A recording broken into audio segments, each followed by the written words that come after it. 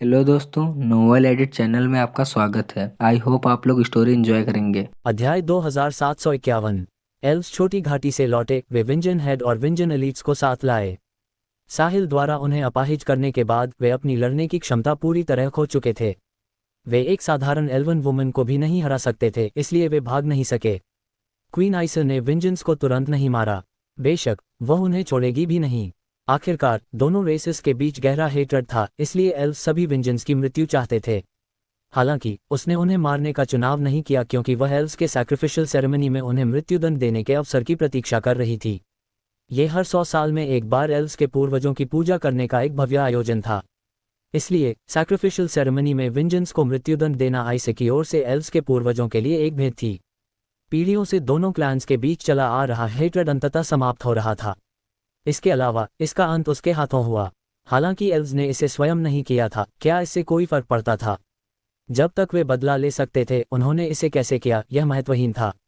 Elves को इस अवसर का लाभ उठाकर विंजन्स का एक ही बार में सफाया कर देना चाहिए। कहीं ऐसा न हो कि दूसरी तरफ के लोग अपनी ताकत फिर से हासिल कर लें और भविष्य में वापसी करें।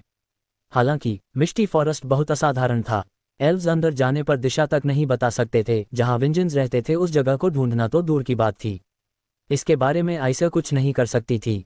सौभाग्य से साहिल के वादे और उन 3 क्लोन्स के साथ, भले ही विंजन्स अपनी चरम शक्ति वापस पालें, अगर वे मिस्टी फॉरेस्ट छोड़ने का साहस करेंगे तो एल्व्स उन्हें हरा सकते थे। विंजन्स के हेड और विंजन्स के अधिकांश एलीट के हारने की खबर भी एल्व्स के बीच फैल गई। परिणामस्वरूप पूरा क्लैन आनंदित था। बदला लेने से ज्यादा एल्व्स को कुछ भी उत्साहित नहीं करता था। क्लैन के भीतर एक ऊंचे टावर के अंदर आइसा सिंहासन पर बैठी थी, जबकि एल्व्स के एल्डर्स उसके नीचे थे। हर कोई उत्साहित दिख रहा था। वास्तव में वे क्लैन के वास्तविक नियंत्रक थे, और यहाँ तक कि उनके पास एल्वन क्वीन को पद से हटाने की शक्ति भी थी।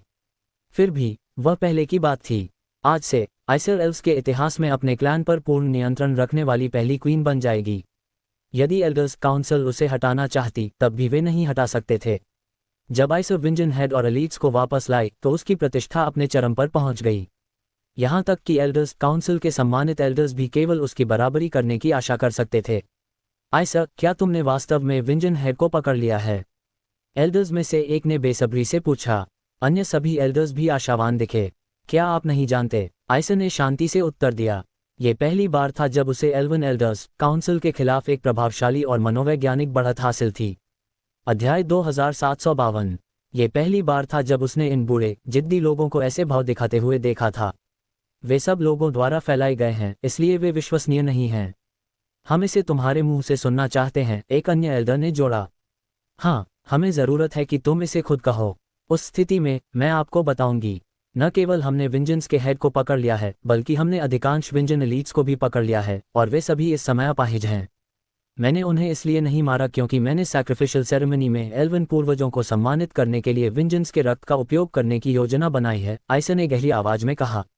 जैसे ही उसने ये कहा, दृश्य सन्नाटे में डूब गया। थोड़ी देर बाद एक एल्डर उत्साह से चिल्लाया, हा हा हा, बहुत अच्छा, महान। आइसा, ऐसा लगता है कि हम सभी कठिनाइयों को दूर करने और नीचे के लोगों की आपत्तियों को नजरअंदाज करके तुम्हें क्वीन बनाने में सही थे। तुमने हमें निराश नहीं किया।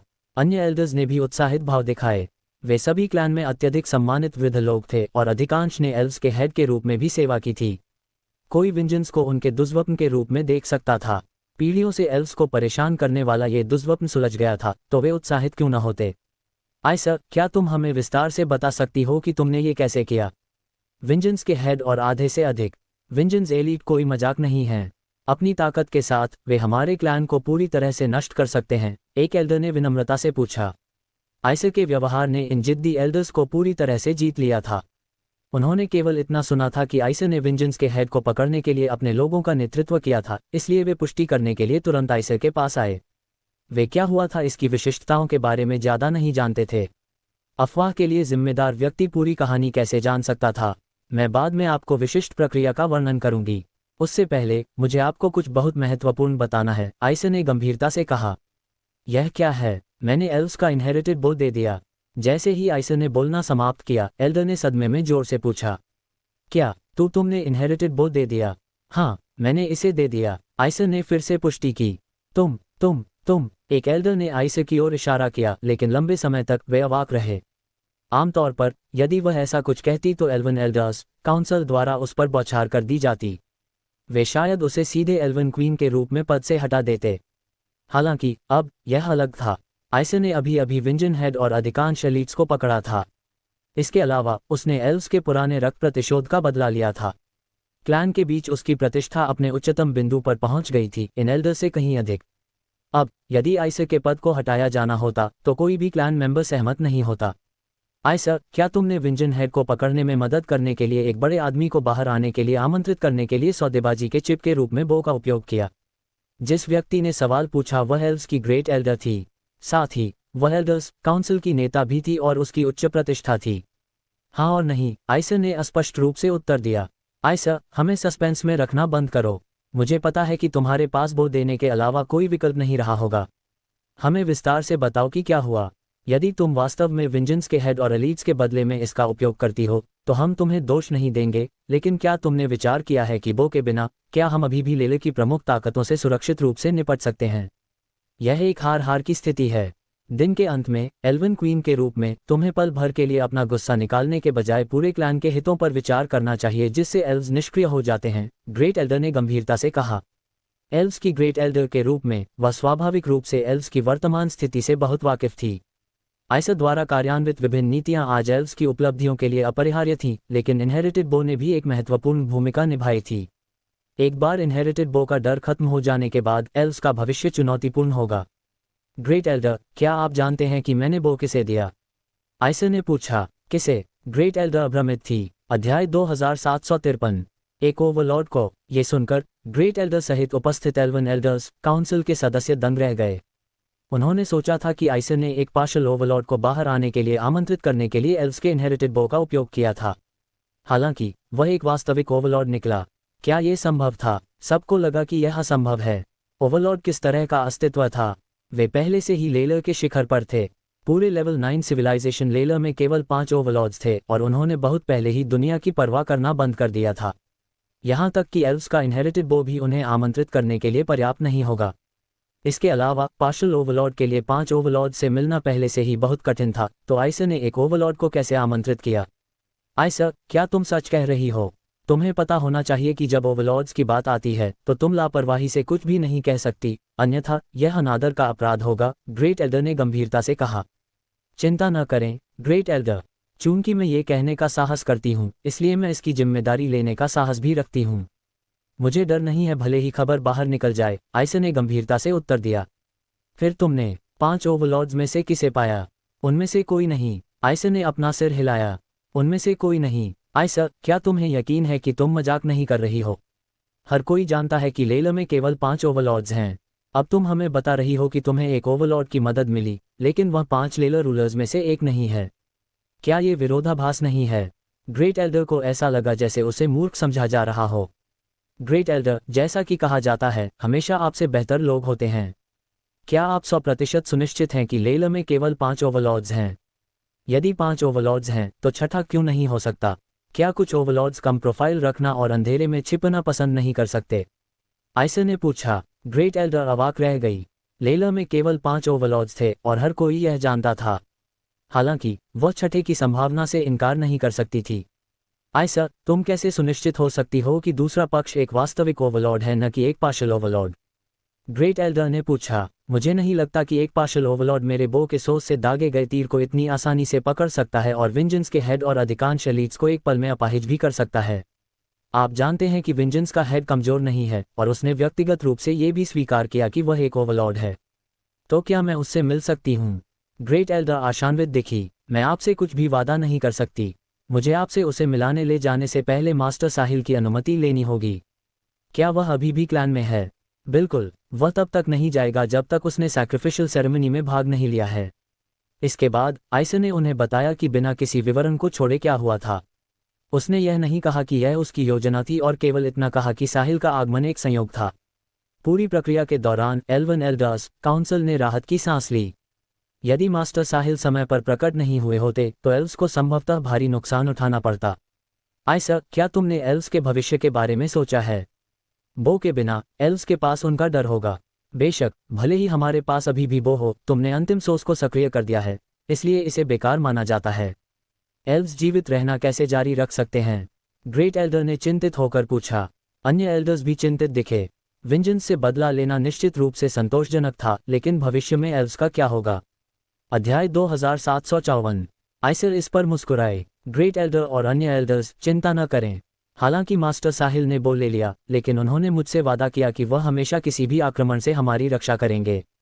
दूसरे शब्दों में, भविष्य में एल्व्स का सहारा एक ओवरलॉर्ड होगा। उपस्थित एल्व्स एल्डर्स के चेहरों पर जो चिंता थी वह पल भर में आश्चर्य में बदल गई। एक ओवरलॉर्ड ने कहा कि वह एल्व्स की रक्षा करना चाहता था। इसका क्या मतलब था? इसका मतलब था कि अब एल्व्स को अन्य ताकतों के मूड के आधार पर कार्य नहीं करना पड़ेगा। यहाँ तक कि लेले की शीर्ष ताकतें, जिनके पास पार्शल ओवरलॉर्ड्स थे, एल्व्स के प्रति कोई अनादर दिखाने की हिम्मत नहीं करेंगी। खुशी बहुत अचानक मिली। एल्व्स के एल्डर्स इतने उत्साहित थे कि वे अवाक रह गए।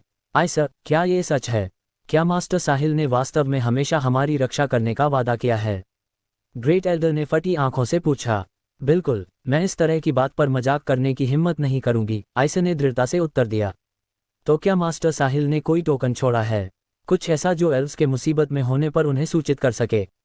उन्होंने ऐसा कुछ नहीं छोड़ा।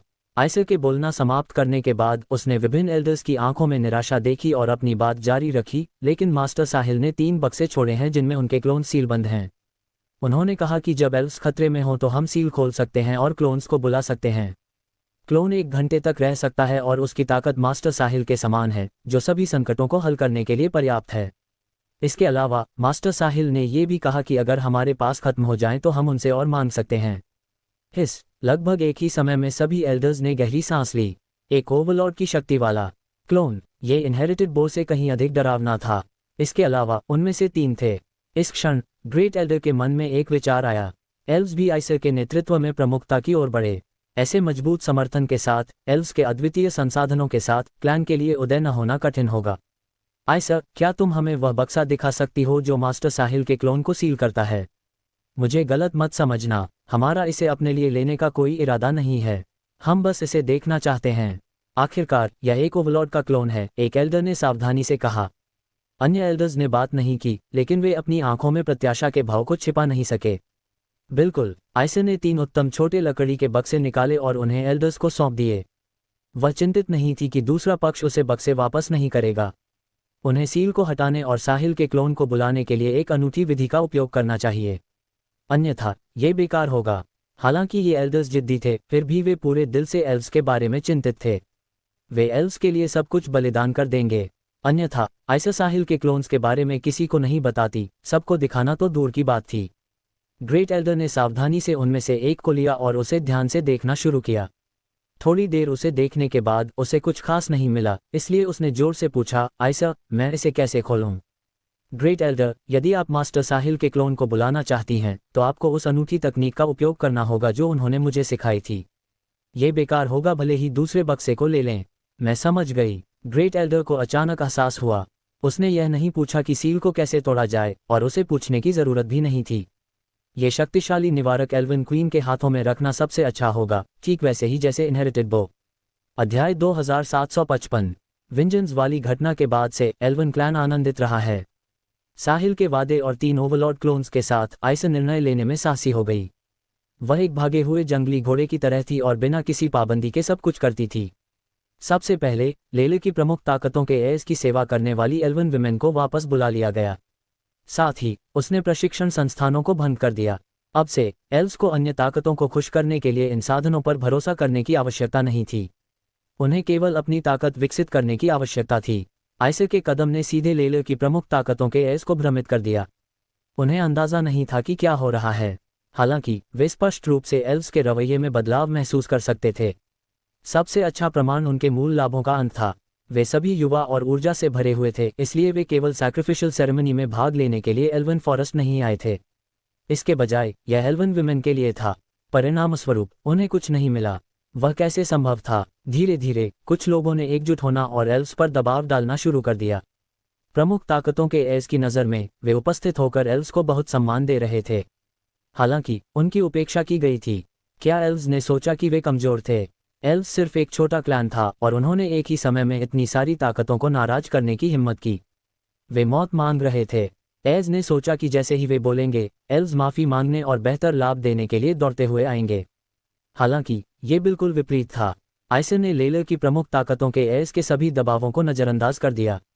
अतीत में उसके पास कोई विकल्प नहीं था। एल्व्स के लिए लेलर में पैर जमाने के लिए उसे प्रमुख ताकतों का पक्ष जीतने के लिए अपने कुछ लोगों का बलिदान देना पड़ा। हालांकि अब यह अलग था। एल्व्स के पास एक मजबूत सहारा था। वह इतना मजबूत था कि अन्य सभी ताकतें मिलकर भी उसका मुकाबला नहीं कर सकती थीं।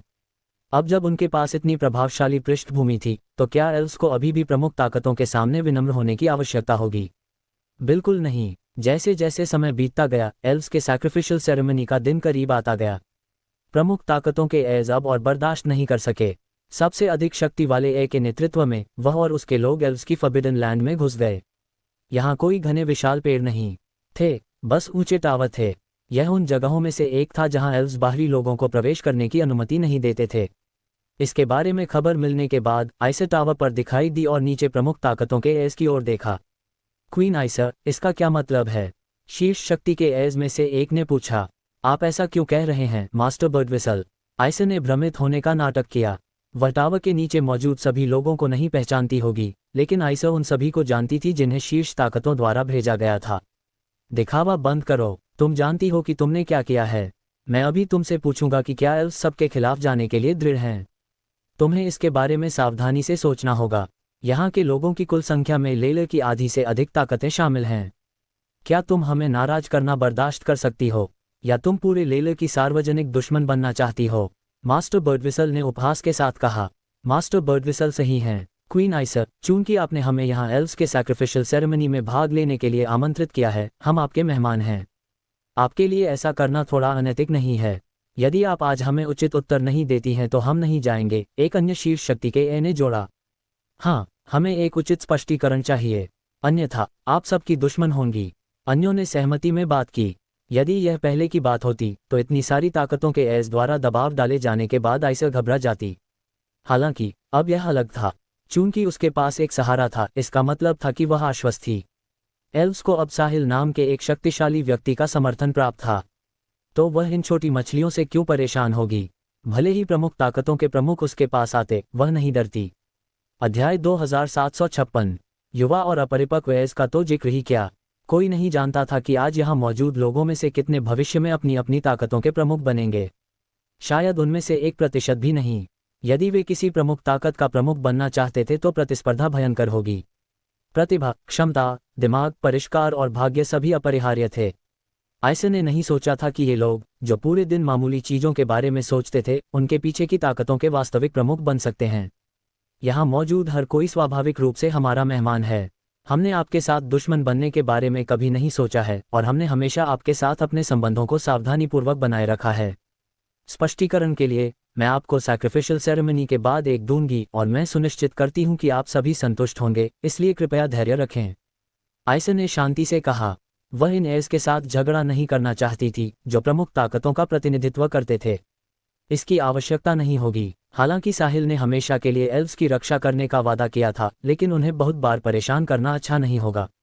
व्यक्ति को पता होना चाहिए कि एक ओवरलॉर्ड बहुत रहस्यमय होता है और उनके पास देखभाल करने के लिए अपना व्यवसाय होता है, इसलिए वे हर समय एल्वन फॉरेस्ट में नहीं रह सकते। सैक्रिफिशियल सेरेमनी तक प्रतीक्षा क्यों करें? हम और प्रतीक्षा नहीं कर सकते। हमें अभी स्पष्टीकरण चाहिए, अन्यथा हम नहीं जाएंगे।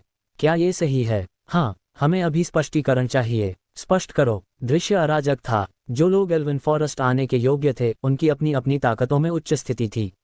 वे सभी जिद्दी और अदम्य थे, तो छोटा एल्वन क्लैन उन्हें कैसे रोक सकता था? आज ये एज एल्व्स के फॉरबिडन एरिया में जबरदस्ती घुसने के लिए तैयार थे क्योंकि उन्हें वह नहीं मिला जो वे चाहते थे। आइसर ने क्रोधित भीड़ की ओर देखा और थोड़ा भौहें सिकुड़ीं। वह इन लोगों को डराना चाहती थी, लेकिन उसे लगा कि यह अनुचित था। आखिरकार इतनी सारी ताकतों को नाराज करना एल्व्स के लिए अच्छा नहीं था।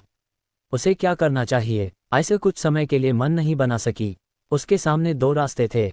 पहला रास्ता उनकी जरूरतों को पूरा करता था, लेकिन आइसर के मूल इरादे के खिलाफ जाता था।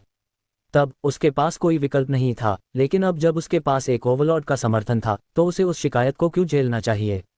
एल्वन क्वीन के रूप में आइसर एल्व्स के प्रत्येक सदस्य की रक्षा करना चाहती थी। दूसरा रास्ता इन विद्रोही एल्व्स को झकझोर देना था ताकि उन्हें पता चल सके कि अब चीजें अलग हैं। एल्व्स को अब उन्हें खुश करने की आवश्यकता नहीं थी। उसके पास उन्हें डराने के दो तरीके थे। या तो उस क्लोन का उपयोग करें जो साहिल ने दिया था, या साहिल को व्यक्तिगत रूप से उपस्थित होने के लिए कहें। आयशा क्लोन का उपयोग करने के लिए अनिच्छुक थी क्योंकि वह एक महत्वपूर्ण क्षण में उसकी जान बचा सकता था। चूंकि साहिल अभी भी यहाँ था, वह उससे उपस्थित होने के लिए कहेगी। मन बनाने के बाद आयशा ने चुपके से अपने पीछे ईवी से कहा, ईवी जाओ मास्टर साहिल को लाओ और उनसे इन लोगों को डराकर भगाने में मदद करने के लिए कहो। हाँ माँ, ईवी के जवाब देने के बाद वह मुनी और चली गई। साहिल फॉरबिडन लैंड में रहता था और एल्व्स के फॉरबिडन एरिया में प्रवेश करने वाला पहला बाहरी व्यक्ति भी था। इससे पता चलता था कि एल्व्स उसे कितना महत्व देते थे। ईवी के जाने के बाद आयशा चिल्लाई, सब लोग कृपया एक क्षण प्रतीक्षा करें, मैं आपको जल्द ही स्पष्टीकरण दूंगी। अध्याय 2757। साहिल एल्व्स के फॉरबिडन लैंड में एक अन्य टावर में रहता था। वह अब खाली था। एल्व्स के सैक्रिफिशियल सेरेमनी के लिए धैर्यपूर्वक प्रतीक्षा कर रहा था ताकि वह अपना वादा निभाने के बाद जा सके। जब वह ऊब जाता तो वह द स्पिरिट केज में वापस चला जाता। सब कुछ सामान्य रूप से चल रहा था और उसके लैविश पॉइंट्स भी बढ़ रहे थे। चाहे वह वहां हो या न हो, इससे कोई फर्क नहीं पड़ता था। इसलिए वह फिर से चला गया। जल्द ही उसने सिस्टम पैनल खोला और अपने लैविश पॉइंट्स को देखा। 8,723,658 पॉइंट्स। 1 करोड़ पॉइंट्स करीब और करीब आ रहे थे। अब उसे केवल 10 लाख से कुछ अधिक पॉइंट्स की आवश्यकता थी।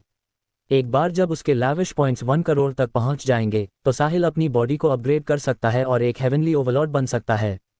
उसकी क्लोनिंग के अलावा वहां दर्जनों हेवनली ओवरलॉर्ड्स होंगे। इसके बारे में सोचना ही बहुत भयानक होगा। ब्रह्मांड में 99.99% लेवल 9 सिविलाइजेशंस उसकी शक्ति के आगे काम उठेंगी। जैसे ही साहिल गहरे विचार में था, बीप बीप कम्युनिकेशन डिवाइस बजा। उसने इसे खोला और एक नज़र डाली। उसने सिल्वियो का एक संदेश देखा। सामग्री बहुत सरल थी। साहिल, क्या तुम लेला पहुंच गए हो? तैयारियां पूरी हो चुकी हैं। एलोरा का शरीर लगभग ठीक हो गया है और हमें तुम्हारी मदद की ज़रूरत है। जल्दी आओ। साहिल ने इसे पढ़ने के बाद तुरंत उत्तर दिया, सिल्वियो, मैं पहले से ही यहाँ हूँ। मैं 5 कॉन्टिनेंट पर हूँ, इसलिए कृपया एक क्षण प्रतीक्षा करें। मैं जल्द ही यहाँ पहुँचूंगा। थोड़ी देर बाद सिल्वियो ने उत्तर दिया, ठीक है, हम तुम्हारा इंतज़ार कर रहे हैं। साहिल खड़ा हो गया और आयशा और ईवी को अलविदा कहने के लिए तैयार हो गया। ऐसा लग रहा था कि वह सैक्रिफिशियल सेरेमनी में शामिल नहीं हो पाएगा। एलोरा की बहाली एक बड़ी बात थी, इसलिए उसे जल्द से जल्द वहां पहुंचना था ताकि यह सुनिश्चित हो सके कि कुछ भी गलत न हो। वे पहली बार विफल रहे थे, इसलिए उन्हें दोबारा विफल नहीं होना चाहिए। अन्यथा एलोरा की आत्मा को होने वाली क्षति अधिक गंभीर होगी। जब साहिल जाने ही वाला था तभी दरवाजे पर दस्तक हुई। खट खट खट। कौन है? साहिल ने पूछा। साहिल, क्या तुम खाली हो? मुझे तुमसे किसी चीज में मदद चाहिए, ईवी ने दरवाजे के बाहर से कहा। ईवी, एक क्षण रुको, मैं अभी आ रहा हूँ। साहिल आगे बढ़ा और दरवाजा खोला। फिर उसने ईवी को दरवाजे के बाहर खड़ा देखा, जो आकर्षक लग रही थी। क्या बात है? साहिल ने पूछा। साहिल, सभी प्रमुख ताकतों के एज हम पर दबाव डालने के लिए एक साथ जमा हो गए हैं और मेरी माँ चाहती है कि तुम उन्हें डराने में मदद करो, ईवी ने उत्तर दिया। चूंकि वह भी फॉरबिडन एरिया में रह रहा था, साहिल निश्चित रूप से जानता था कि बाहर अब बहुत से लोग जमा हो रहे थे। उसने सोचा कि वे सैक्रिफिशियल सेरेमनी से पहले किसी तरह का समारोह करने जा रहे थे। पता चला कि वे मुसीबत ढूंढ रहे थे। साहिल ने इसके बारे में सोचा और फैसला किया कि चूंकि वह जाने ही वाला था, उसे इस अवसर का उपयोग लेले की प्रमुख ताकतों को यह बताने के लिए करना चाहिए कि उसके पास एक शक्तिशाली सहारा है, ताकि वे उन्हें उकसाने की हिम्मत न करें। इससे भविष्य में उसकी भी बहुत परेशानी बच जाएगी। अन्यथा एल्व्स को अंतहीन मुसीबतें मिलेंगी और वह चुपचाप नहीं बैठ सकता था। ठीक है, चलो साथ चलते हैं। साहिल राजी हो गया। धन्यवाद साहिल, ईवी खुशी से चहकी। उसे डर था कि साहिल मना कर देगा।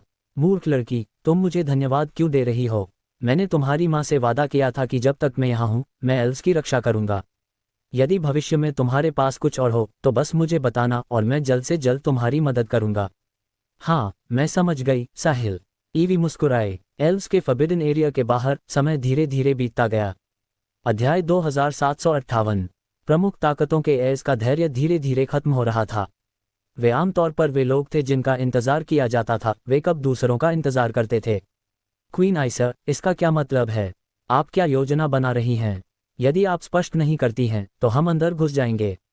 यदि हम ऐसा करते हैं तो हमें दोष मत देना कि हमने आपको सम्मान नहीं दिया और आपकी फॉरबिडन लैंड में अंधकार प्रवेश किया। हाँ, हम इतनी देर से इंतजार कर रहे हैं। हमें कब तक इंतजार करना होगा? क्या आप जानती हैं कि हमेशा दूसरे लोग हमारा इंतजार करते हैं, लेकिन अब आपके जैसी कमजोर ताकत इतने सारे लोगों को इंतजार करवा रही है। आप खुद को क्या समझती हैं? आयशा चुप थी। मुख्य रूप से ऐसा इसलिए था क्योंकि वह नहीं जानती थी कि क्या कहना है, इसलिए वह केवल चुप रह सकती थी। चूंकि आयशा ने कुछ नहीं कहा, एज और भी असंतुष्ट थे। उनके साथ ऐसा व्यवहार कब किया गया था? चूंकि आप हमें सम्मान नहीं दे रही हैं, हम भी आपको सम्मान नहीं देंगे। सब लोग अभी अंदर घुसो। मैं देखना चाहता हूं कि एल्व्स की फॉरबिडन एरिया में क्या अलग है और वे हमें अंदर क्यों नहीं आने देते। चलो चलो फॉरबिडन एरिया में घुसते हैं और उनकी औरतों को ले लेते हैं। जब उन्होंने एल्वन विमेन का जिक्र किया तो वे ऐसे लग रहे थे जैसे उन्हें एड्रेनालाइन का शॉट दिया गया हो, क्योंकि वे फॉरबिडन एरिया के करीब चले गए। दृश्य तेजी से अराजक हो गया और नियंत्रण से बाहर होने ही वाला था। अचानक एक विशाल और दम घुटने वाली ऊर्जा दिखाई दी और सबको घेर लिया। हिस सबने गहरी सांस ली, केवल यह महसूस करने के लिए कि उनके पूरे शरीर कांप रहे थे, और एक ठंडी हवा सीधे उनके सिर तक पहुंच गई। फॉरबिडन एरिया की ओर बढ़ते कदम भी रुक गए। कुछ कमजोर लोग इतने डर गए कि उन्होंने अपने मूत्राशय पर नियंत्रण खो दिया। साहिल चांदी का मुखौटा पहने हुए आयशा के बगल में प्रकट हुआ। उसका उद्देश्य लेले की सभी ताकतों को यह बताना था कि एल्व्स के पीछे एक शक्तिशाली सहारा था, इसलिए इसे कोई फर्क नहीं पड़ेगा कि उसने अपना चेहरा दिखाया या नहीं। वह जब भी संभव हो कम प्रोफाइल रखेगा ताकि उसे पहचाना न जा सके। प्रमुख ताकतों के लोगों ने अपना ध्यान आयशा के बगल में नकाबपोश आदमी पर केंद्रित किया। वे स्पष्ट रूप से महसूस कर सकते थे कि जिस भयानक ऊर्जा ने उन्हें घेर रखा था वह इसी व्यक्ति से निकल रही थी। क्या भयानक ताकत थी! साहिल वहां निश्चल खड़ा रहा, लेकिन उसने दृश्य को सन्नाटे में डुबो दिया। इतनी शांति थी कि सुई गिरने की आवाज भी सुनी जा सकती थी। यह एक पावर हाउस का डर था। जो लोग फॉरबिडन एरिया में घुसने के बारे में चिल्ला रहे थे, उन्होंने अब कुछ भी कहने की हिम्मत नहीं की। वे चुपचाप छिप गए और सोचा, तुम मुझे नहीं देख सकते, तुम मुझे नहीं देख सकते, तुम मुझे नहीं देख सकते। फॉरबिडन एरिया के बाहर भीड़ के पीछे कुछ युवक थे। उनके पहनावे से कोई देख सकता था कि उनकी असाधारण स्थिति थी और वे सामने वाले लोगों के समान स्तर पर नहीं थे। वे दूसरों के साथ भीड़ में नहीं खड़े थे। इसके बजाय वे सामने वाले लोगों को चुपचाप देखने के लिए भीड़ के पीछे रुक गए। पीछे मौजूद सभी लोगों के साथ एक वृद्ध व्यक्ति चल रहा था। कुछ ज्ञान रखने वाला कोई भी व्यक्ति जानता होगा कि वृद्ध लोग उन युवाओं के रक्षक थे। व्यक्ति को उनकी शक्ति को कम नहीं आंकना चाहिए। जैसे ही साहिल प्रकट हुआ, वे सभी दंग रह गए। युवा पहले तो उदासीन थे, लेकिन जब उन्होंने अपने संरक्षकों की आवाजें सुनी तो वे पूरी तरह से दंग रह गए। फिर वे अविश्वास भरी आंखों से साहिल की ओर देख रहे थे। भले ही साहिल ने मुखौटा पहना हुआ था, वे साहिल के आकार से बता सकते थे कि वह बहुत बूढ़ा नहीं था। मुखौटा उसका चेहरा छिपा सकता था, लेकिन उसका शरीर नहीं। अच्छी नज़र वाले कुछ लोग साहिल के आकार से उसकी आयु सीमा का अंदाजा भी लगा सकते थे। अभी युवाओं के पीछे के संरक्षकों ने अपने स्वामियों को संदेश दिया था। उनका लहजा गंभीर था। स्वामी, कम प्रोफाइल रखें। ये व्यक्ति ग्रैंडमास्टर जितना मजबूत है, इसलिए हम उसे कम नहीं आंक सकते। अध्याय 2759। एल्व्स के फॉरबिडन एरिया के बाहर समय जैसे रुक गया हो। अभी अभी ये बहुत जीवंत था, लेकिन अब सन्नाटा था। प्रमुख ताकतों के लोगों ने टावर में नकाबपोश आदमी पर ध्यान केंद्रित किया। उन्होंने बहुत जोर से सांस लेने की हिम्मत भी नहीं की।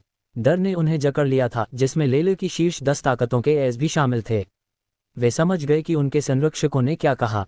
ग्रैंडमास्टर से भी मजबूत। भले ही उनकी ताकतों में बहुत सारे ग्रैंडमास्टर्स थे, लेकिन एकमात्र स्वीकृत ग्रैंडमास्टर वह था जो पार्शल ओवरलॉर्ड रैंक पर था। इसका मतलब था कि नकाबपोश आदमी एक पार्शल ओवरलॉर्ड था। एज ने एक दूसरे की ओर देखा और अंततः समझ गए कि एल्व्स ने उनके साथ ऐसा व्यवहार करने की हिम्मत क्यों की। व्यक्ति को पता होना चाहिए कि लेले की आधी से अधिक ताकतें यहाँ थीं। उनके पास शक्तिशाली समर्थन था। हालांकि यदि एल्व्स के पीछे एक पार्शल ओवरलॉर्ड होता तो ये पूरी तरह से अलग होता। हालांकि यह इतना सरल नहीं है। शायद इसके पीछे कुछ छिपा था। भले ही एल्व्स के पास समर्थन के रूप में एक पार्शल ओवरलॉर्ड था, उन्हें एक ही समय में इतनी सारी ताकतों को नाराज नहीं करना चाहिए। समस्या कहाँ थी? लेले की शीर्ष 10 ताकतों के एस जिज्ञासावश साहिल की जांच कर रहे थे। पता नहीं वे क्या सोच रहे थे। भले ही वे साहिल की शक्ति से डरे हुए थे, उन्होंने कोई डर नहीं दिखाया। लेले की शीर्ष 10 ताकतों में से प्रत्येक के पास एक एक पार्शल ओवरलॉर्ड था। शीर्ष 3 ताकतों के पास तो उनमें से कुछ थे। केवल 5 लेलर रूलर्स ही उन्हें डरा सकते थे। समय धीरे धीरे बीतता गया और हर किसी ने अपनी सांसें थाम ली, कोई आवाज करने की हिम्मत नहीं की। लगभग 10 मिनट के बाद साहिल ने अंततः कहा, कौन अभी भी फॉरबिडन एरिया में घुसना चाहता है? बाहर आओ और मुझे तुम्हें देखने दो। दृश्य में किसी ने कुछ भी कहने की हिम्मत नहीं की। जहां तक दोषियों की बात है, वे पहले से ही एक कोने में दुबक कर कांप रहे थे। अब कोई ऐसा करने की हिम्मत नहीं करता है ना? तो मुझे कुछ शब्द कहने दो। ये कहने के बाद साहिल ने चारों ओर देखा और जारी रखा, आज से मैं एल्व्स की रक्षा करूंगा। जो कोई भी बिना किसी अच्छे कारण के एल्व्स को चोट पहुंचाने की हिम्मत करेगा वह मेरे खिलाफ जाएगा। यदि ऐसा होता है तो जब मैं आपके घर आऊंगा तो मुझे क्रूर होने के लिए दोष न दें। यदि मैं ऐसा करूंगा तो क्या होगा मैं इसका वादा नहीं कर सकता। दृश्य अभी भी शांत था। हर कोई आखिरकार समझ गया कि एल्व्स ने एक ही समय में इतनी सारी ताकतों को नाराज करने की हिम्मत क्यों की। भीड़ के पीछे युवाओं में से एक अलग दिखना चाहता था और कुछ कहने के लिए आगे आने ही वाला था। वह केवल एक पार्शल ओवरलॉर्ड था। वह खुद को क्या समझता था? उसके पास 3 पार्शल ओवरलॉर्ड ग्रैंड मास्टर्स थे। क्या उस आदमी ने सोचा था कि वह डर जाएगा? हालांकि इससे पहले कि वह कुछ कह पाता उसके पीछे वाले बूढ़े आदमी ने उसका कंधा पकड़ लिया। युवक मुड़ा और भ्रमित होकर अपने रक्षक की ओर देखा। फिर उसने बूढ़े आदमी को अपना सिर हिलाते देखा। ग्रैंपा पोम्पियो, आपने मुझे हमेशा सिखाया है कि मुझे किसी भी चुनौती का सामना करना चाहिए और पीछे नहीं हटना चाहिए क्योंकि इससे आघात होगा और यह मेरी खेती के लिए बुरा होगा, युवक ने फुसफुसाते हुए कहा। स्वामी, हम इस व्यक्ति की ताकत नहीं जानते, इसलिए कम प्रोफाइल रखना बेहतर है। यदि हम उसे क्रोधित करते हैं तो हम उसके प्रतिद्वंद्वी नहीं हो सकते और हम भाग भी नहीं सकते, बूढ़े आदमी ने सलाह दी। वह अपने स्वामी के चरित्र को जानता था। परिवार के एक अन्य ने उसे हमेशा दबाया था। अब जब उसे अंततः बाहर आने का मौका मिला तो वह अपने दिल के गुस्से को निकालने के लिए अलग दिखना चाहता था। ग्रैंपा पोम्पियो, क्या आपको लगता है कि वह मेरे साथ कुछ करने की हिम्मत करता है? अध्याय 2760। अफसोस करने से बेहतर सुरक्षित रहना है। हम इस पर दांव लगाना बर्दाश्त नहीं कर सकते। मुझे इस पर विश्वास नहीं है। वह सिर्फ एक पार्शल ओवरलॉर्ड है। टॉनी फैमिली के पास 3 पार्शल ओवरलॉर्ड ग्रैंड मास्टर्स हैं। ग्रैंड मास्टर्स यहाँ नहीं हैं। यदि कुछ होता है तो वे हमें बचाने के लिए समय पर नहीं आ सकते। लेकिन मुझे विश्वास नहीं है कि वह मेरे साथ कुछ भी करने की हिम्मत करता है। अन्य युवाओं ने अपना ध्यान युवक की ओर लगाया। फिर उन्होंने अपने संरक्षकों की ओर भी देखा। उन्होंने अपने संरक्षकों को अपना सिर हिलाते हुए देखा, जो ये संकेत दे रहा था कि उन्हें जल्दबाजी में कुछ नहीं करना चाहिए। ऐसा इसलिए था क्योंकि बूढ़े लोग नकाबपोश आदमी की ऊर्जा से अपने दिल की गहराई में डर महसूस कर सकते थे। वे ऐसे व्यक्ति से लड़ना नहीं चाहते थे क्योंकि वे समान स्तर पर नहीं थे। इस क्षण साहिल फिर से बोला, मैं जानता हूं कि आप अनुमान लगा रहे हैं कि मैं कौन हूं। चूंकि मैं एल्व्स का समर्थन हूं, इसलिए मुझे अपना परिचय देने दें ताकि आप जान सकें कि एल्व्स के पीछे कौन है। ध्यान से सुने। जब उसने ये कहा तो साहिल का लहजा बदल गया और उसकी आवाज़ उसकी दिमागी शक्ति के साथ हर किसी के दिल में उतर गई। मैं एम्परर साहिल हूँ, 5 लेयर रूलर्स के अलावा 6ठा ओवरलॉर्ड। यदि किसी को लगता है कि वे मुझे चुनौती दे सकते हैं तो कृपया एल्व्स को उकसाएं। मुझे आपको और आपके पीछे की ताकत को एक अविस्मरणीय सबक सिखाने में कोई आपत्ति नहीं है। धूम। साहिल के अंतिम शब्द कहने के बाद आकाश से एक जोरदार दुर्घटना की आवाज़ आई। सबने अपनी छाती पकड़ ली और टावर पर मौजूद नकाबपोश आदमी को खालीपन से देखा। ओवरलॉर्ड। वह व्यक्ति एक ओवरलॉर्ड था। क्या 5 लेयर रूलर्स ही एकमात्र ओवरलॉर्ड्स नहीं थे? कब से एक और ओवरलॉर्ड आ गया? वह युवक जो अभी भी अपने रक्षक को समझाने की कोशिश कर रहा था, दंग रह गया। वह अनियंत्रित रूप से कांप रहा था। वह डर गया था। उसने अपने रक्षक की ओर देखा और कांपती हुई आवाज में पूछा, ग्रैंपा पोम्पियो, क्या वह सच कह रहा है? ग्रैंपा पोम्पियो कहे जाने वाले बूढ़े आदमी ने गंभीरता से सिर हिलाया। उस क्षण में उसने वास्तव में एक ऐसी शक्ति महसूस की जो ग्रैंड मास्टर की शक्ति से बहुत अधिक मजबूत थी। बूढ़ा आदमी, जो दूर से एक ओवरलॉर्ड से मिला था, जानता था कि यह व्यक्ति निस्संदेह एक ओवरलॉर्ड था। लेला में प्रतिभाशाली व्यक्ति छिपे हुए थे। वहां एक और ओवरलॉर्ड भी था।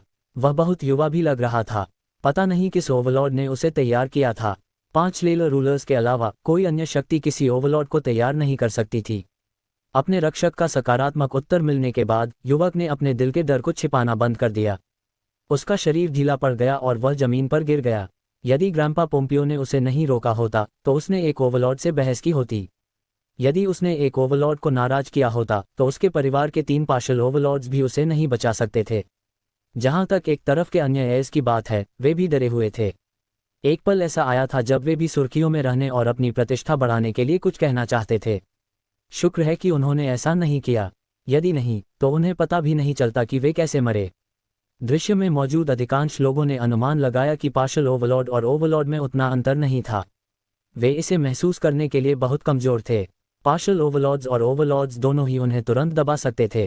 केवल वे संरक्षक जो पार्शल ओवरलॉर्ड्स के संपर्क में आए थे, कुछ अंतर महसूस कर सकते थे। एक ओवरलॉर्ड का सामना करते समय वे स्वाभाविक रूप से बहुत तनाव में थे। भीड़ ने साहिल की कही किसी भी बात पर संदेह नहीं किया। जब से लेलर में 5 लेलर रूलर्स दिखाई दिए, किसी ने भी खुद को एम्परर कहने की हिम्मत नहीं की जब तक कि वे वास्तव में एक ओवरलॉर्ड न हों। यदि नहीं, तो वे बस मौत मांग रहे होंगे। अध्याय 2761। साहिल ने नीचे के लोगों की ओर देखा। उसने उनके डरे हुए चेहरे देखे और खुद से कहा कि एल्व्स का मामला यहीं खत्म हो जाना चाहिए। अब कोई भी ताकत एल्व्स को उकसाने की हिम्मत नहीं करेगी। वह अब चिंताओं से मुक्त हो जाएगा। ट्रिंग ट्रिंग ट्रिंग। अचानक शोर के एक विस्फोट ने सन्नाटा तोड़ दिया। साहिल ने नीचे देखा और अपने कम्युनिकेशन डिवाइस को बजते हुए पाया।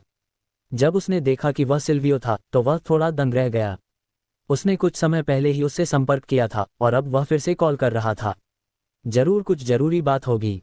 क्या लूफियन दिखाई दिया? साहिल ने बिना सोचे तुरंत कॉल का जवाब दिया। आकाश में एक प्रोजेक्शन दिखाई दिया।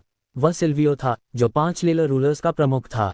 साहिल, लूफियन की खबर है, जल्दी आओ। जैसे ही कॉल जुड़ा, सिल्वियो की आवाज बेसब्री से सुनाई दी।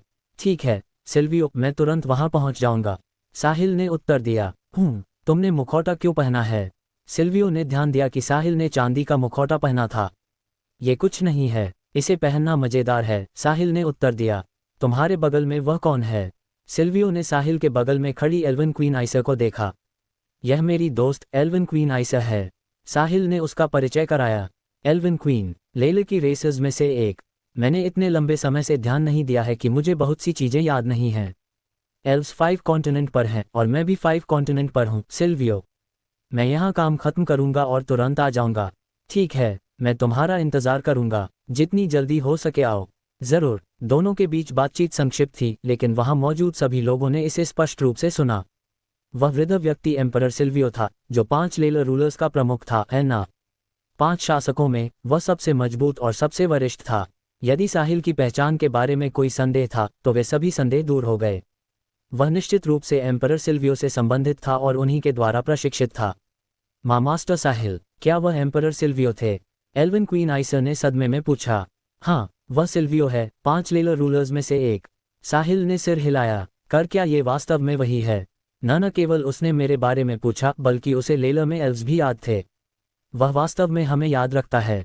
यह कोई आश्चर्यजनक बात नहीं है ना? साहिल उसकी जरूरत से ज्यादा प्रतिक्रिया पर अवाक था। मास्टर साहिल, आपको अंदाजा नहीं है, एम्परर सिल्वियो वह आइसर थोड़ी असंगत थी। सिल्वियो 5 लेलर रूलर्स का प्रमुख था, लेलर का संरक्षक संत और लेलर में हर किसी के दिल में सबसे अधिक पूजा जाने वाला आदर्श। वह एक देवता की तरह था। यदि कोई उससे मिलता तो वे जीवन भर इसकी शेखी बघारते। ट्रिंग ट्रिंग ट्रिंग। साहिल ने एक नज़र डाली और देखा कि यह फिर से उसका कम्युनिकेशन डिवाइस था। जब उसने जवाब दिया तो सबके सामने एक सुंदर छवि दिखाई दी। वह एलोरा की आत्मा नहीं थी। हालांकि आत्मा की कई सीमाएं थीं, लेकिन वे सभी गुप्त तकनीक में परिलक्षित होती थीं, इसलिए वे अभी भी कम्युनिकेशन डिवाइस जैसी सरल चीज का उपयोग कर सकते थे। चांदी के मुखौटे के बावजूद एलोरा ने साहिल को तुरंत पहचान लिया। व्यक्ति को याद रखना चाहिए कि वह हमेशा साहिल की बाहों में रहती थी। अध्याय 2762। तो वह कैसे नहीं बता सकती थी? सहेली, सिल्वियो ने हमें एक संदेश भेजा है जिसमें कहा गया है कि लूफियन प्रकट हुआ है। तुम कहाँ हो? एलोरा ने उत्सुकता से पूछा। मैं 5 कॉन्टिनेंट पर हूँ और मैं जल्द ही वहां पहुंच जाऊंगा। मेरा इंतजार करो, साहिल ने उत्तर दिया। क्या होगा यदि तुम नहीं आए? मुझे डर है कि। चिंता मत करो पेबल्स, मेरे रहते कोई तुम्हें चोट नहीं पहुंचा सकता, मैं वादा करता हूँ, साहिल ने उसे सांत्वना दी। उस क्षण उसने साहिल के बगल में एक और महिला को देखा।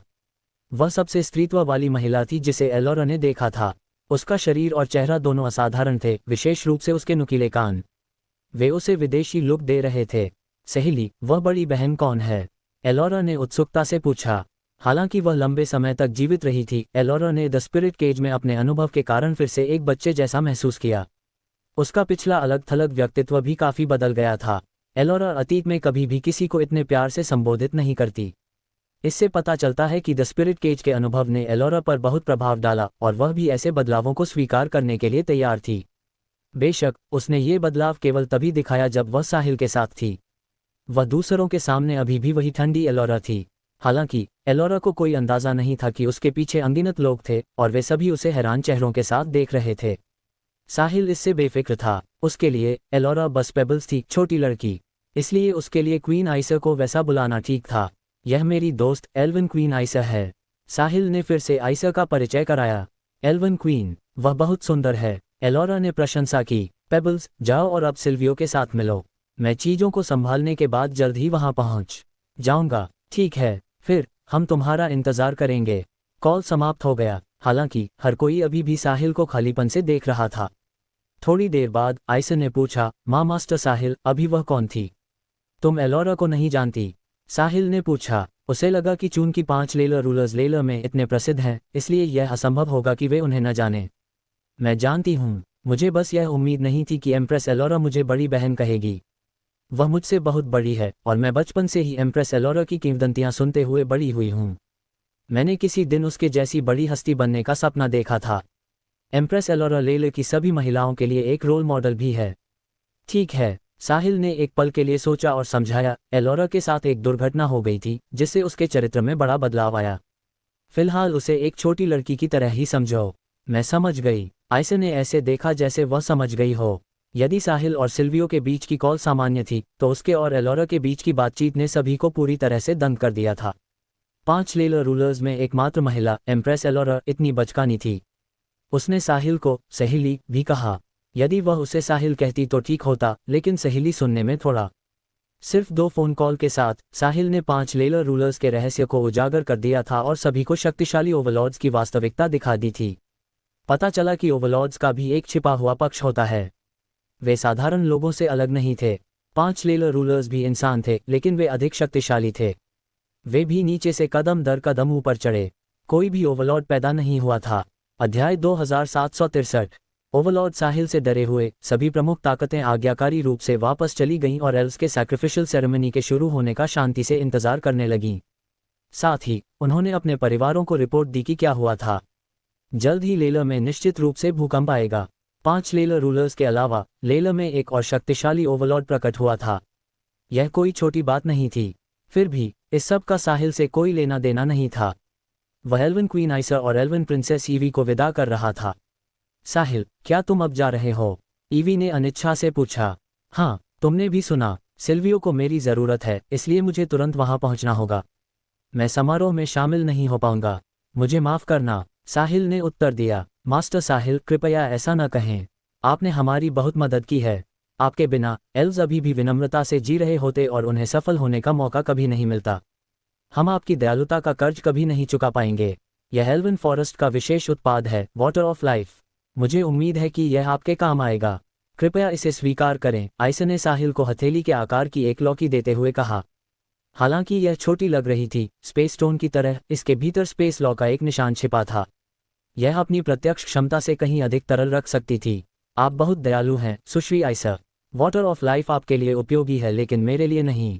आपको इसे रखना चाहिए। इस तरह यह एक बड़ी भूमिका निभा सकता है और मैंने पहले ही एल्व्स का इनहेरिटेड बो प्राप्त कर लिया है।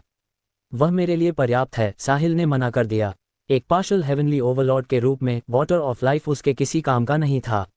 भले ही वह घायल हो जाता, एक ओवरलॉर्ड का शरीर वाटर ऑफ लाइफ लेने की तुलना में बहुत तेजी से ठीक हो सकता था। मास्टर साहिल, एक बेवकूफ़ बो हमारी मदद की भरपाई कैसे कर सकता है? ये हमारी ओर से एक छोटी सी चीज़ है। कृपया मना न करें, अन्यथा हम वास्तव में नहीं जानते कि आपकी दयालुता का बदला कैसे चुकाया जाए। आप ऐसा अनुरोध क्यों नहीं करते जिसे हम पूरा कर सकें? अन्यथा हमें आश्वासन महसूस नहीं होगा। जब साहिल ने आइसर का दृढ़ संकल्प देखा, तो वह जानता था कि उसे उपहार स्वीकार करना होगा।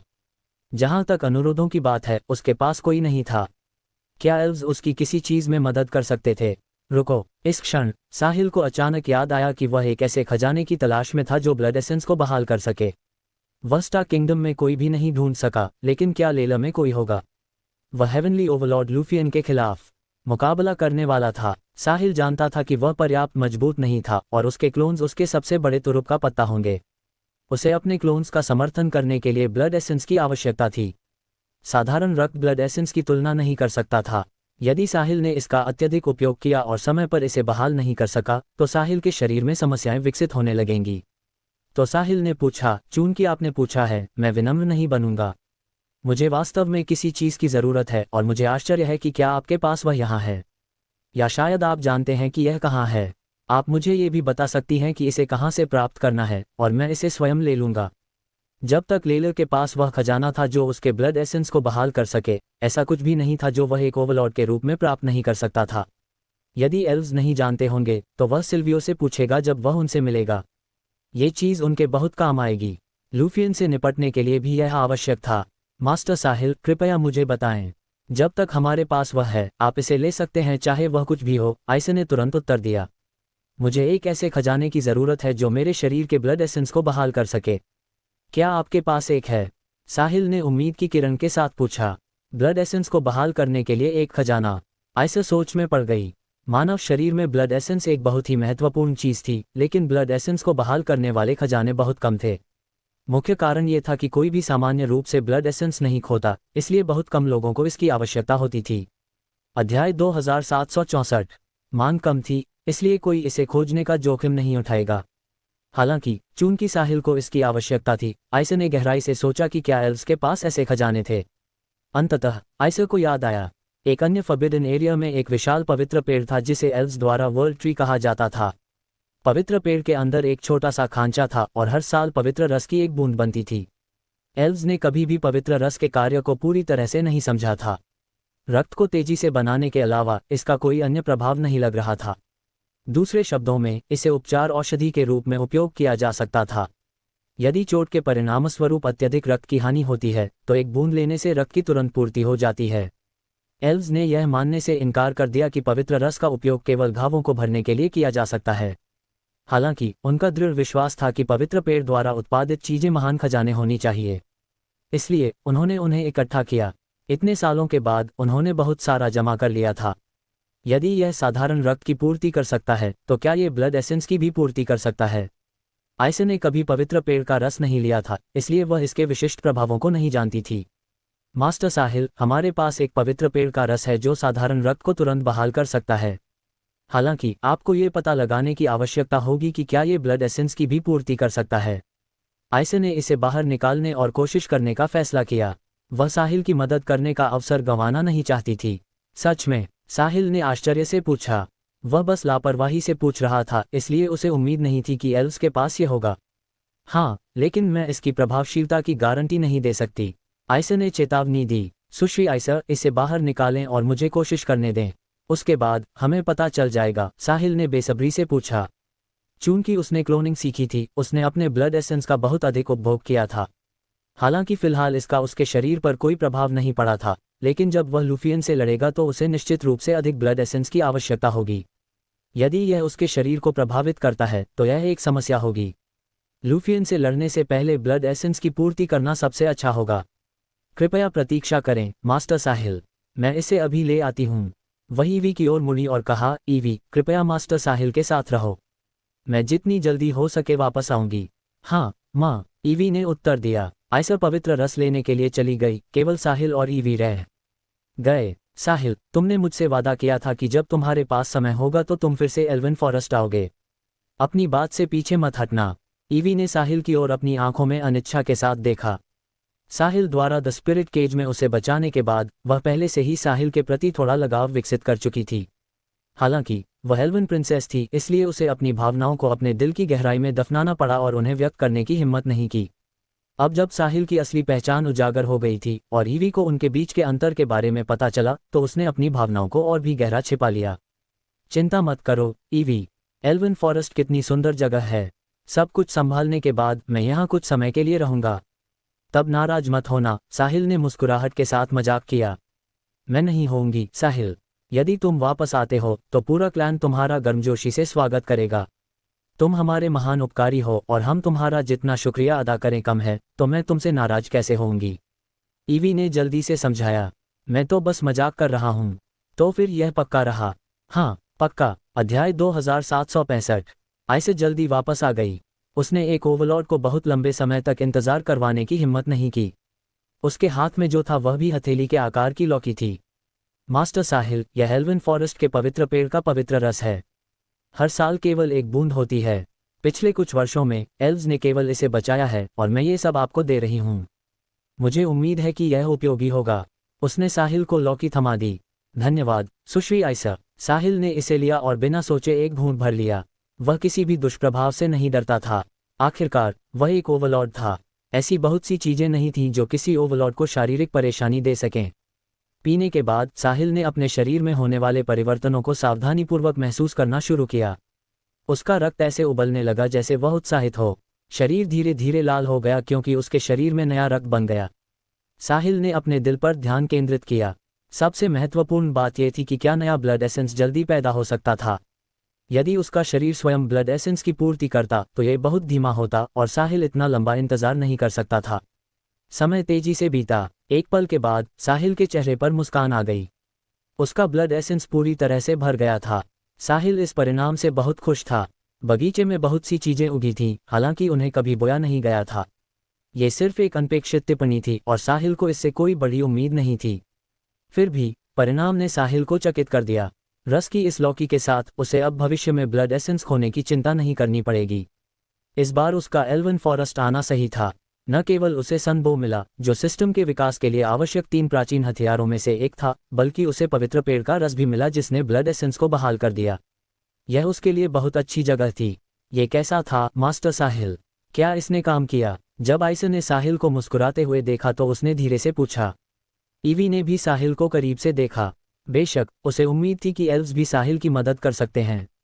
हाँ, धन्यवाद सुश्री आइसर, ये पवित्र पेड़ का रस वास्तव में मेरे ब्लड एसेंस की पूर्ति कर सकता है और यह मेरी अपेक्षा से बेहतर है। साहिल ने खुशी से उत्तर दिया। सच में, मास्टर साहिल, आप केवल हमें सांत्वना तो नहीं दे रहे हैं, है ना? बिल्कुल नहीं, पवित्र रस ने वास्तव में मेरे ब्लड एसेंस की पूर्ति की। ये बिल्कुल वही है जिसे मैं लंबे समय से ढूंढ रहा हूँ और मुझे आपसे इसे मिलने की उम्मीद नहीं थी। सुश्री आइसर, मुझे आपको धन्यवाद देना है, साहिल ने गंभीरता से कहा।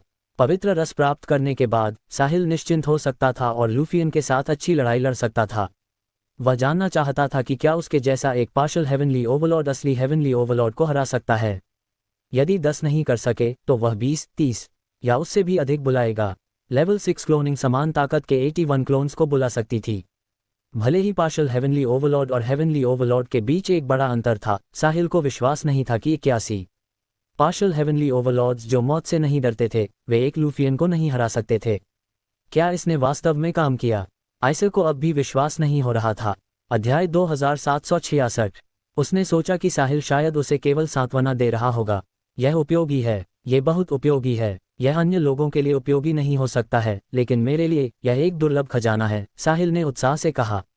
साहिल की उत्साहित अभिव्यक्ति देखकर आइसर ने आखिरकार राहत महसूस की। उसे डर था कि साहिल एल्व्स के उपहारों को तुच्छ समझेगा। आखिरकार वह एक शक्तिशाली ओवरलॉर्ड था। उसने कौन से खजाने नहीं देखे थे। एल्व्स के पास एकमात्र पेश करने योग्य चीजें इनहेरिटेड बो और वाटर ऑफ लाइफ थीं। साहिल ने वाटर ऑफ लाइफ को तुच्छ समझा, लेकिन सौभाग्य से पवित्र रस उपयोगी था। जब तक आप इसे पसंद करते हैं, मुझे राहत मिली है, मास्टर साहिल। आइसर ने राहत की सांस ली। सुश्री आइसर, धन्यवाद। अब से एल्व्स मेरे सबसे अच्छे दोस्त होंगे। जब तक मैं यहाँ हूँ, मैं गारंटी देता हूँ कि कोई भी आपके क्लैन पर आक्रमण करने की हिम्मत नहीं करेगा, ओवरलॉर्ड्स भी नहीं। साहिल ने गंभीरता से कहा। मास्टर साहिल, हमें आपका शुक्रिया अदा करना चाहिए।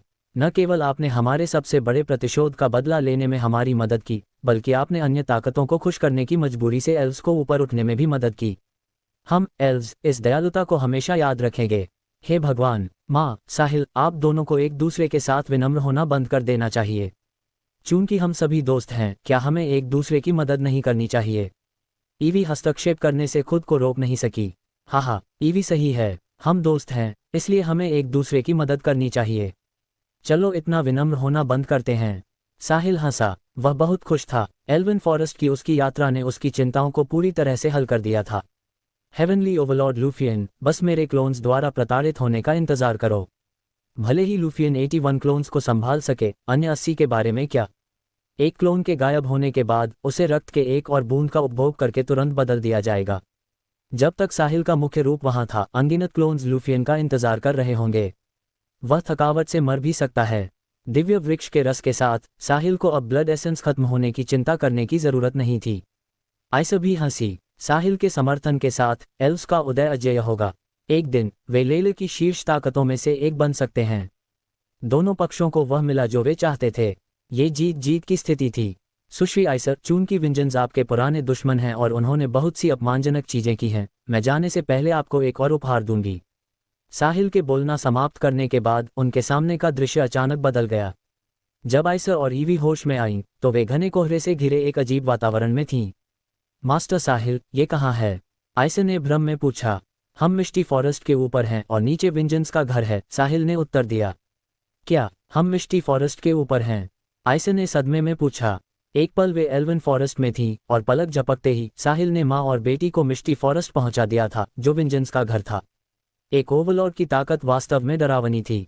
मास्टर साहिल, हम यहाँ क्या कर रहे हैं? पिछली बार मैंने केवल कुछ विंजन एलीट्स को खत्म किया था। इस बार मैं उनके सभी पावर हाउसेस को जड़ से खत्म कर दूंगा और मिस्टी फॉरेस्ट को ढकने वाले घने कोहरे को बिखेर दूंगा। भविष्य में आप किसी भी समय विंजेंस की निगरानी कर सकते हैं। जब भी कोई पावर हाउस दिखाई दे, बस उसे मार डालो ताकि वे अपने कार्यों का प्रायश्चित कर सकें। आइसर और ईवी की आंखें एक साथ चमक उठीं। मिस्टी फॉरेस्ट में विंजन पावर हाउसेस और घने कोहरे के बिना विंजेंस पूरी तरह से एल्व्स के नियंत्रण में होंगे। मास्टर साहिल, हम इसे कैसे स्वीकार कर सकते हैं? हाँ, हमने आपको बहुत परेशान किया है। आइसर इतनी उत्साहित थी कि उसे समझ नहीं आ रहा था कि क्या करे। यह कोई परेशानी नहीं है, ये सिर्फ एक छोटा सा प्रयास है और इसमें ज्यादा समय नहीं लगेगा। अध्याय 2767। वे तीनों मिस्टी फॉरेस्ट के ऊपर खड़े थे। घने कोहरे ने आइसर और ईवी की दृष्टि को अवरुद्ध कर दिया था, लेकिन इसने साहिल को प्रभावित नहीं किया। वह नीचे विंजेंस के अड्डे को स्पष्ट रूप से देख सकता था। विंजेंस इधर उधर घूम रहे थे। कोहरा बहुत अजीब था। एक नदी एल्वन फॉरेस्ट और मिस्टी फॉरेस्ट को अलग करती थी, लेकिन दोनों तरफ का वातावरण पूरी तरह से अलग था। साहिल ने सांस ली और एक शब्द बुदबुदाया, जाओ। बज़। साहिल से एक विशाल बल निकला और फैल गया। आसपास का घना कोहरा तेजी से छट गया, जैसे कि उसका सामना किसी दुश्मन से हुआ हो। बस एक ही पल में मिस्टी फॉरेस्ट को ढकने वाला घना कोहरा बिना किसी निशान के गायब हो गया, जिससे मिस्टी फॉरेस्ट का असली चेहरा सामने आ गया। चूंकि वह स्थान हमेशा कोहरे से ढका रहता था, इसलिए सूरज की रोशनी का पहुंचना मुश्किल था। इसलिए मिस्टी फॉरेस्ट में उगने वाली वनस्पति एल्फ फॉरेस्ट की तुलना में बहुत खराब थी। वे कुपोषित लग रहे थे। कोहरे के छटने ने मिस्टी फॉरेस्ट में रहने वाले विंजेंस और जानवरों को भी भ्रमित कर दिया। ठीक वैसे ही जैसे कोई व्यक्ति अंधेरे के अनुकूल होने के बाद अचानक सूरज की रोशनी से आलोकित हो जाता है। वे बहुत असहज थे। वे बहुत बेचैन भी महसूस कर रहे थे। इस समय साहिल की आवाज अचानक गूंजी। विंजेंस ने जो किया वह स्वर्ग के कानून के खिलाफ था। आज आपके लिए अपने कार्यों का प्रायश्चित करने का समय है। अब से मैं विंजेंस की खेती को सीमित कर दूंगा, इसलिए भविष्य में आप चाहे कितनी भी मेहनत करें, आप कभी भी इटर्नल रेल्म तक नहीं पहुंच पाएंगे। ये कहने के बाद साहिल ने अपना हाथ हिलाया। हवा में एक सुनहरा रून दिखाई दिया और फिर वह सितारों की रोशनी में बदल गया। इससे पहले कि विंजेंस प्रतिक्रिया कर पाते, वह उनके शरीर में प्रवेश कर गया और उनके रक्त में विलीन हो गया। वे विंजेंस जिनकी ताकत इटर्नल रेल्म से कम थी, वे प्रभावित नहीं हुए। दूसरी ओर मजबूत विंजेंस जो इटर्नल रेल्म और उससे ऊपर के थे, उनके शरीर में सितारों की रोशनी के प्रवेश करने के बाद उन्होंने मुंह भर भर के ब्लड एसेंस उगल दिया। उनके शरीर तुरंत सुस्त हो गए और उनकी ताकत तेजी से कम हो गई। बस कुछ ही सेकंड में वे इटर्नल रेल्म के नीचे गिर गए। एक एक करके उन्होंने आकाश में 3 आकृतियों, 2 महिलाओं और एक पुरुष की ओर खालीपन से देखा। जो व्यक्ति अभी बोला था वह स्पष्ट रूप से वह आदमी था। हालांकि उन्होंने अभी तक ये नहीं समझा था कि क्या हो रहा है, वे अनुमान लगा सकते थे। कुछ समय पहले हेड ने वाटर ऑफ लाइफ इकट्ठा करने वाले एल्व्स को रोकने के लिए विंजन एलीट्स को लिया था। वे अभी भी वापस नहीं लौटे थे। अब एक और शक्तिशाली दुश्मन यहाँ था। जाहिर है हेड और अन्यों के साथ कुछ अप्रत्याशित हुआ था। हालांकि क्या हेड ने मात्र एल्व्स को नहीं रोका था? उसने इतने शक्तिशाली शत्रु को क्यों उकसाया? आपका हेड पकड़ा गया है और उस पर मुकदमा चलाया जा रहा है। वह अपने कार्यों की कीमत चुकाएगा। जहां तक आपकी बात है उसके सहयोगियों, मैं आपको अभी के लिए जाने दूंगा। हालांकि आपको मृत्यु से छूट दी गई है, लेकिन सजा से नहीं। विंजेंस की ब्लडलाइन सील 100 मिलियन वर्षों तक रहेगी। आप सभी इन 100 मिलियन वर्षों के लिए इटर्नल रेल्म के नीचे फंसे रहेंगे। साहिल के बोलना समाप्त करने के बाद उसने विंजेंस को प्रतिक्रिया करने के लिए कोई समय नहीं दिया। अध्याय 2768। साहिल, आइसर और ईवी फिर मिस्टी फॉरेस्ट के ऊपर से गायब हो गए। थोड़ी देर बाद विंजन एल्डर्स में से एक ने अपना सिर आकाश की ओर उठाया और आह भरी। हम पापी हैं, पापी। इटर्नल्स के बिना विंजेंस लेला में कैसे जीवित रह सकते हैं? क्या भगवान हमें मिटाने की कोशिश कर रहे हैं? इटर्नल रेल्म से गिरे विंजेंस ने अपने शरीर को हिलाने और अपनी ताकत वापस पाने की पूरी कोशिश की। हालांकि इसने काम नहीं किया। इटर्नल रेल्म उनके ठीक सामने था, लेकिन एक दरवाजा रास्ता रोक रहा था। चाहे वे कितनी भी जोर से धक्का दें, दरवाजा टस से मस नहीं हुआ। ये खत्म हो गया, ये खत्म हो गया। इटर्नल रेल्म के ऊपर के सभी लोग जमीन पर गिर गए। वे स्वीकार नहीं कर सकते थे कि उनकी ताकत इटर्नल रेल्म के नीचे गिर गई थी। जीवन काल में कमी भी ताकत में गिरावट के साथ आएगी। केवल एक एटर्नल का जीवन काल एक युग का हो सकता है। अब जब उनकी ताकत कम हो गई थी तो हर कोई खुद को तेजी से बूढ़ा होता महसूस कर सकता था। ये लंबा समय नहीं होगा जब वे मर जाएंगे। पूरे मिस्टी फॉरेस्ट में अनगिनत धरती हिला देने वाली चीखें गूंज उठीं। हालांकि अब साहिल का इससे कोई लेना देना नहीं था। उस क्षण वे तीनों एल्वन फॉरेस्ट लौट आए। सुश्री आइसा, मैंने मिस्टी फॉरेस्ट के कोहरे को बिखेर दिया है और विंजेंस पर ब्लड लाइन सील लगा दी है। चाहे वे कितने भी प्रतिभाशाली क्यों न हो, वे कभी भी इटर्नल रेल्म में नहीं जा पाएंगे। आप भविष्य के प्रति आश्वस्त रह सकती हैं। वे अब आपको डरा नहीं सकते, साहिल ने कहा। धन्यवाद मास्टर साहिल। धन्यवाद साहिल। आइसा और ईवी ने एक साथ उसे धन्यवाद दिया। आपका स्वागत है। यह एक छोटा सा मामला है। यदि आपको किसी चीज़ की ज़रूरत हो तो बस ईवी से मुझसे संपर्क करने के लिए कहें। जब तक यह मेरी क्षमताओं के भीतर है और मेरे सिद्धांतों का उल्लंघन नहीं करता है, मैं आपको संतुष्ट करने की पूरी कोशिश करूंगा। ठीक है, हम समझ गए मास्टर साहिल। ठीक है, बहुत अच्छा। सिल्वियो को मेरा इंतज़ार करने के लिए महत्वपूर्ण चीज़ें हैं, इसलिए मैं पहले निकलूंगा। अलविदा। अलविदा मास्टर साहिल, आपकी यात्रा सुरक्षित हो। अलविदा भाई साहिल, आपकी यात्रा सुरक्षित हो। आइसा और ईवी की अनिच्छुक नज़रों के बीच साहिल ने एल्वन फॉरेस्ट छोड़ दिया। उसके जाने के बहुत देर बाद भी ईवी वहीं खड़ी थी और उस जगह को खालीपन से देख रही थी जहां वह खड़ा था। अपनी बेटी को इस तरह देखकर आइसा खुद को याद दिलाने से नहीं रोक सकी। आह ईवी, इसके बारे में सोचना बंद करो। तुम एक ही दुनिया से नहीं हो।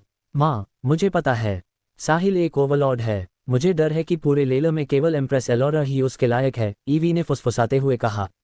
यह अच्छा है कि तुम जानती हो। क्या तुमने एम्प्रेस एलोरा का लहजा और आंखें देखी जब वह मास्टर साहिल से बात कर रही थी? मेरे अंतर्ज्ञान के आधार पर उन दोनों के बीच एक असाधारण रिश्ता होना चाहिए। बेशक यह असाधारण है। सामान्य लोग एक दूसरे को ऐसे कैसे संबोधित कर सकते हैं, लेकिन चूंकि एम्प्रेस एलोरा मास्टर साहिल को सहेली बुला रही थी, इसलिए उनके बीच जरूर कुछ होना चाहिए। ईवी, भले ही साहिल तुम में रुचि रखता हो, बस इसे भूल जाओ। एम्प्रेस एलोरा किसी और महिला को अपने आदमी के पीछे जाने की अनुमति कैसे देगी? यदि तुम अपने जुनून पर अड़ी रहोगी तो तुम आग की ओर आकर्षित होने वाले पतंगे की तरह हो जाओगी। माँ, कृपया रुकिए, मैं जागरूक हूँ। एम्प्रेस एलोरा कितनी अद्भुत है। मैं, एक साधारण लड़की, उसकी तुलना कैसे कर सकती हूँ? चलो चलो अपने लोगों को विंजेंस के पास ले चलते हैं और वे सभी संसाधन वापस लेते हैं जो उन्होंने हमसे छीने हैं।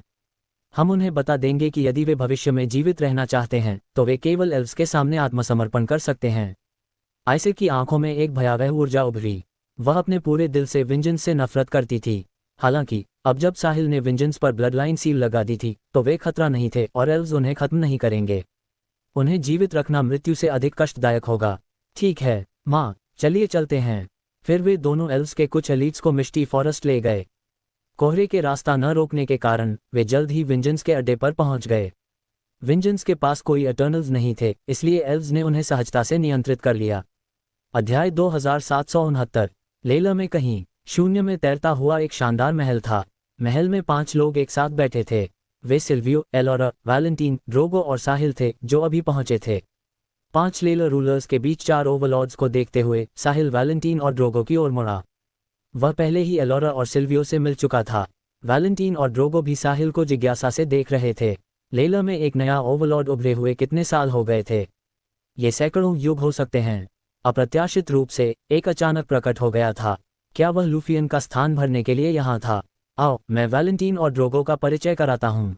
सिल्वियो ने वैलेंटीन और ड्रोगो की ओर देखा और जारी रखा, ये वह साहिल है जिसके बारे में मैंने तुम्हें बताया था। नमस्ते एम्परर्स। साहिल खड़ा हुआ और विनम्रता से उनका अभिवादन किया। साहिल, इतने विनम्र मत बनो। किसी भी सम्मानजनक शब्द का प्रयोग न करें। बस हमें हमारे नाम से पुकारें। यहाँ केवल सिल्वियो ही सच्चा एम्परर है। हम तो बस छोटी मछलियाँ हैं, वैलेंटीन ने मुस्कुराहट के साथ कहा। हाँ, सिल्वियो ही सच्चा एम्परर है। हम बस बराबरी के स्तर पर मिल सकते हैं, ड्रोगो ने जोड़ा। साहिल ने थोड़ी देर सोचा और कहा, ठीक है, मैं आपको आपके नाम से ही पुकारूंगा।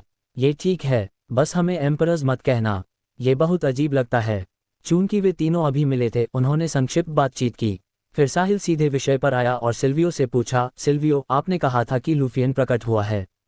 वह कहाँ है? अन्य तीनों ने भी सवालिया नजरों से देखा।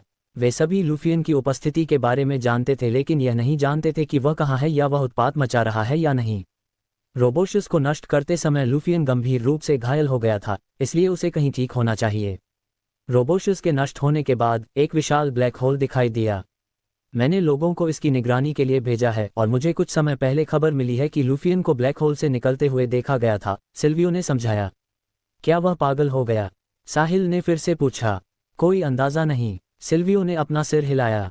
जिन लोगों को उसने निगरानी के लिए भेजा था उन्होंने ब्लैक होल में केवल एक आकृति देखी थी जिसे उन्हें संदेह था कि वह लूफियन था। उन्हें अभी भी यकीन नहीं था कि वह वही था। अब हमें क्या करना चाहिए? सीधे वहां जाएं जहां लूफियन को देखा गया था। साहिल अब एक हेवनली ओवरलॉर्ड की ताकत को आजमाना चाहता था। वह जानना चाहता था कि क्या उसके 81 क्लोन्स लूफियन को हरा सकते हैं। यदि नहीं, तो उसे जल्दी से 10 लाख से अधिक लाविश पॉइंट्स प्राप्त करने और अपनी बॉडी को हेवनली ओवरलॉर्ड रैंक पर अपग्रेड करने का तरीका खोजना होगा। वैलेंटीन और ड्रोगो ने साहिल की बातें सुनी और एक दूसरे की ओर ऐसे देखा जैसे वे किसी मूर्ख को देख रहे हों। उन्होंने क्या सुना? क्या इस बच्चे ने कहा कि वह लूफियन को ढूंढना चाहता है? युवा वाकई निडर होते हैं। लूफियन एक शक्तिशाली हेवनली ओवरलॉर्ड था और सिल्वियो भी उसका मुकाबला नहीं कर पा रहा था। एक बार जब वह पागल हो जाता तो उसे कोई नहीं हरा सकता था। वह एक बच्चा जो अभी पहली बार ओवरलॉर्ड बना है, वास्तव में कह रहा था कि वह लूफियन को ढूंढना चाहता है। उसे अपना आत्मविश्वास कहाँ से मिला? वैलेंटीन और ड्रोगो दोनों को लगा कि साहिल बहुत समझदार नहीं हो सकता, अन्यथा वह ऐसा कुछ कभी नहीं कहता। चलो अभी के लिए लूफियन के मामलों को एक तरफ रख देते हैं। जब तक वह लेला को नुकसान नहीं पहुंचाता उसे मत उकसाओ। लूफियन अब वह लूफियन नहीं रहा जो वह पहले हुआ करता था अब जब उसने अपनी आत्माओं को जोड़ लिया है। हमारे लिए अब सबसे महत्वपूर्ण बात एलोरा के शरीर को बहाल करने में उसकी मदद करना है। आत्मा में एलोरा के लिए बहुत सारी पाबंदियां हैं, सिल्वियो ने कहा। ठीक है, तो चलिए अभी के लिए लूफियन के पास नहीं जाते और पेबल्स के शरीर को बहाल करते हैं। साहिल ने सिर हिलाया। ब्लड एसेंस की पूर्ति करने वाले दिव्य वृक्ष के रस को प्राप्त करने के बाद वह एक हेवनली ओवरलॉर्ड की युद्ध शक्ति का परीक्षण करने के लिए इतना उत्सुक था कि वह एलोरा के शरीर को बहाल करने में मदद करना लगभग भूल ही गया था। पेबल्स। वैलेंटीन और ड्रोगो दंग रह गए जब उन्होंने ये नाम सुना। अध्याय 2770। क्या वह एलोरा के बारे में बात कर रहा था? एलोरा ने अपना नाम बदलकर पेबल्स कब रखा? वे दोनों भ्रमित थे। वे बता सकते थे कि सिल्वियो, एलोरा और साहिल एक दूसरे के बहुत करीब थे, हालांकि उन्होंने पहले कभी इस ओवरलॉर्ड के बारे में नहीं सुना था। ऐसा लग रहा था जैसे वह पतली हवा से निकल आया हो। तुम्हारे बारे में क्या तुम्हारे पास कुछ है जो तुम कहना चाहते हो? सिल्वियो ने वैलेंटीन और ड्रोगो की ओर देखा। नहीं, हम आपको व्यवस्था करने देंगे, सिल्वियो, उन दोनों ने एक साथ कहा। ठीक है, तो सब लोग मेरे पीछे आओ। चलिए पहले एलोरा के शरीर को बहाल करने में मदद करते हैं। मैंने फॉर्मेशन सेट करना समाप्त कर लिया है। साहिल, मैं तुम्हें बाद में सिखाऊंगा कि फॉर्मेशन को कैसे बनाए रखना है। इसमें बाधा नहीं आनी चाहिए, अन्यथा एक बार फॉर्मेशन रुक जाने पर बहाली भी विफल हो जाएगी और एलोरा की आत्मा फिर से गंभीर रूप से क्षतिग्रस्त हो जाएगी, सिल्वियो ने गंभीरता से कहा। समझ गया, तीनों ने एक साथ उत्तर दिया। आप सबका धन्यवाद, एलोरा ने कहा। सिल्वियो ने एक ग्रह पर एक अत्यंत जटिल फॉर्मेशन स्थापित किया था। ग्रह के फॉर्मेशन के केंद्र में एक आकृति पालथी मारकर बैठी थी। वह एलोरा की आत्मा थी। अब वह दूसरी बार अपने शरीर को बहाल करने वाली थी।